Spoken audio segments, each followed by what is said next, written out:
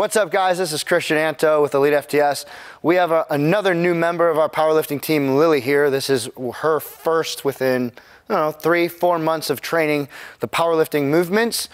She has squat, benched, and deadlifted before, but not in the realms of getting ready for a powerlifting meet. We are 4 weeks out, so we're here at the compound. We're going to be doing some crazy stuff.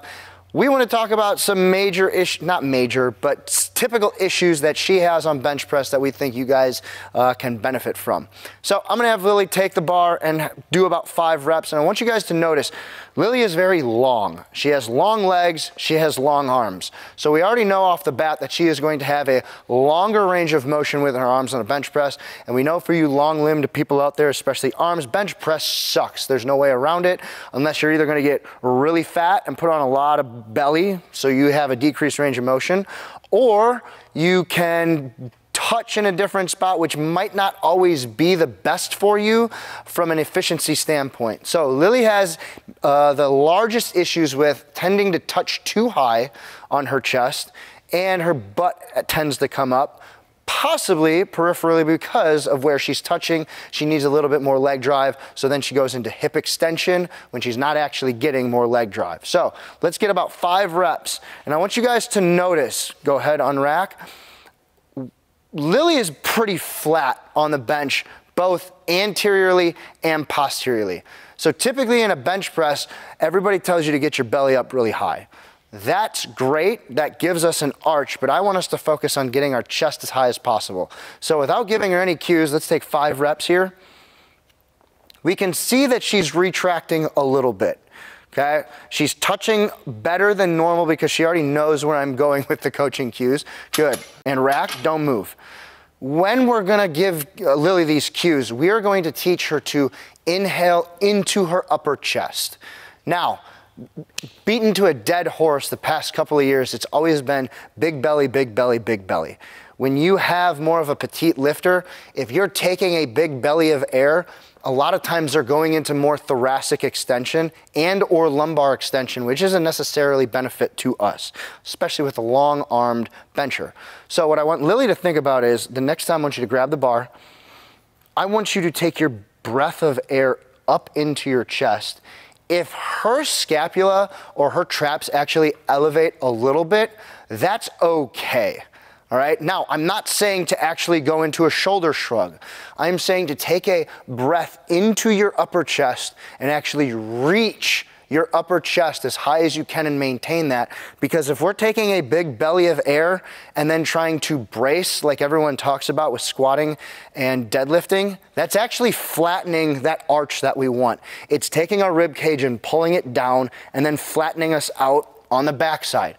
That's not what we want in a bench press, and especially with a long arm lifter, that's putting you at a worse position and a further range of motion to get into, or further range of motion that you have to go through, which is then going to take away from her. So when you're setting up, before you even unrack the bar, I want you to feel my hands and take your breath into your chest, and and hold, unrack. I'm going to have you rebreathe, so feel where my hand is. Inhale, nice big tall chest. And now as you bench, I want you to lift your chest to meet the bar with that new upper chest breath. Go ahead. Good. Rebreathe. And go. Good. Now rack.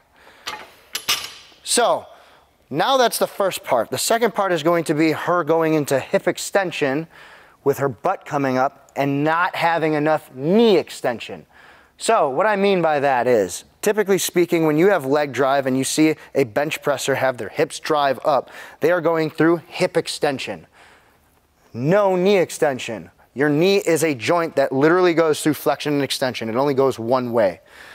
We're going through hip extension, which is similar.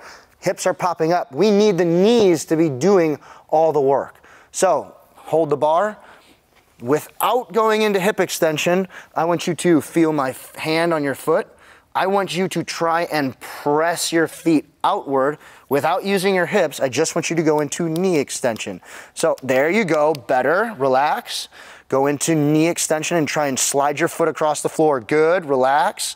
And one more time, try and slide your foot across the floor. Now, Hips are rising less because we're going through knee extension, and now she's able to slide back across the bench. This is going to be a more efficient leg drive, especially for a long leg lifter with their feet out in front. And now we have to put that into cues with lifting the upper chest and taking that breath with the upper chest. We want to try and focus on getting that all together before you unrack the bar, because it's going to be harder to do after the weight is already over you. So grab the bar. We're going to go from the bottom up. I want you to go into knee extension. Start trying to push your foot across the floor. Allow your body to drive back. Now take that upper chest breath. Unrack. Walk it forward. Keep that knee extension and lift that chest to the bar. And drive. Good. 2 more. And rack. Now, what we've talked about a lot at our facility is trying to maintain that one breath for as long as you possibly can. If you get into the habit of unracking the bar and then trying to rebreathing while under load is always going to be harder than breathing, unracking, and then going through your reps. Now, obviously, if you're doing anything over 3, you're probably going to have to take that breath, but just be mindful. If you take a belly breath, that is going to decrease how much chest rise you can have. It's also going to decrease that scapular retraction that we want to have to initiate the lift.